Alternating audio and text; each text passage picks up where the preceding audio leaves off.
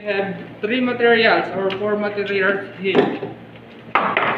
Okay, so kasi pagdating sa assessment class, tinitignan yan sa test. Itong tinamuan kong size. If you are no. So let's see. May ball pen pa. Yung size niya I muna have paper. Okay, so pag pinag-uusapan natin yung materials class, so lahat ng ikakalat kong parts sa assessment area ninyo, tandaan ninyo class, isa-isa kayong papasok sa assessment area na gagawin ko for your actual. So hindi Doon, pwede. sir? No, dito lang din. Ay, dito lang, sir. So maggagawa ko na isang assessment area dito, baka dito kasi nandito yung kwan.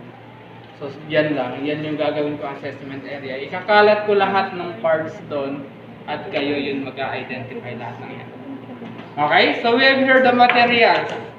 So talk about the materials. So we have here the Papers. or we have here the ball pen. Ball pens. Okay, so we have here the brush. Brush. And we have here the Screwdriver.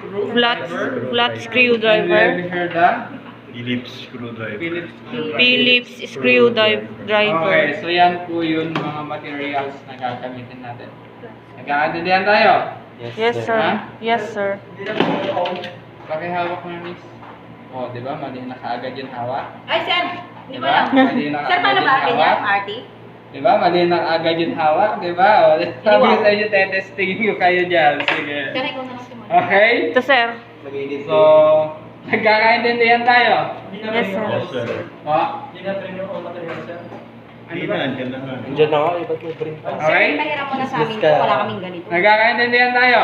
Yes, Sir. Nagkakaintindihan? Any question about the internal parts? So, actually, nakita nyo na yan. Internal part na yan. So, Motherboard. wala kayong gagawin IDE. class. Pagdating sa actual exam, meron po kayo ng Itang. papel Ito na yung motherboard. hawakan. Yung kulay green. Yun yung paglilistahan ninyo Heatsink. lahat ng mga Heatsink. bagay na makikita ninyo. Power supply. Ito naman yung IDE. Tagalog.